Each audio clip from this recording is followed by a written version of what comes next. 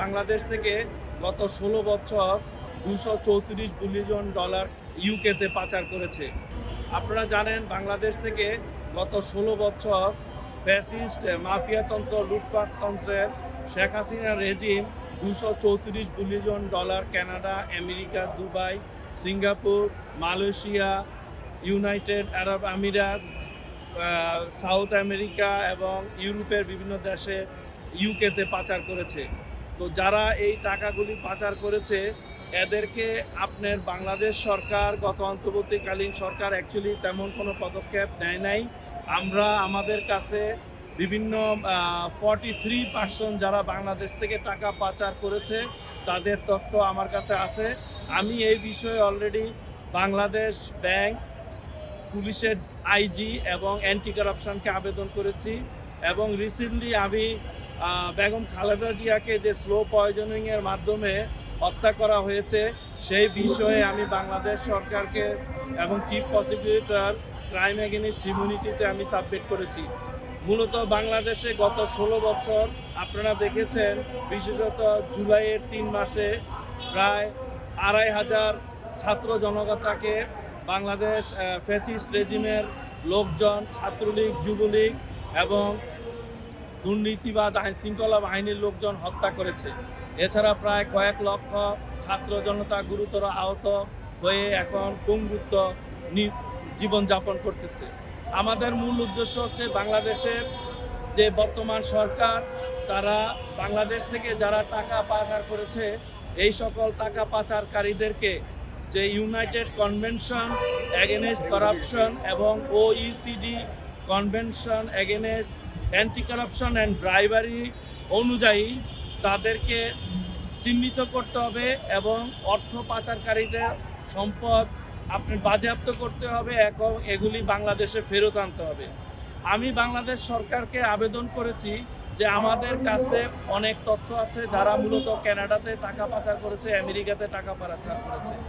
বাংলাদেশ সরকার এই তথ্যগুলি আমার কাছে চাইলে আমি দেব।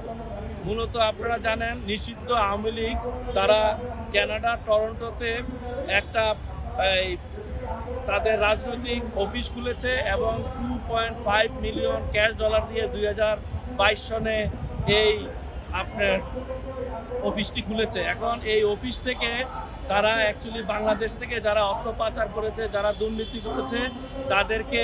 প্রোটেকশন দিতেছে এবং বর্তমানে যে সরকার আছে এই সরকার যাতে সঠিকভাবে কাজ করতে না পারে সেই জন্য বিভিন্ন পদক্ষেপ তারা গ্রহণ করেছে। বর্তমান সরকারের পররাষ্ট্রনীতি, অর্থনীতি হওয়া উচিত বাংলাদেশের থেকে যারা টাকা পাচার করেছে তাদেরকে চিহ্নিত করা, অর্থ বাংলাদেশে ফেরত আনা এবং বাংলাদেশে যারা দুর্নীতিবাজ গত ফ্যাসিস্ট রেজিমের বিভিন্ন আমরা দেখেছি ইতিমধ্যে আমি গত 4 মাসে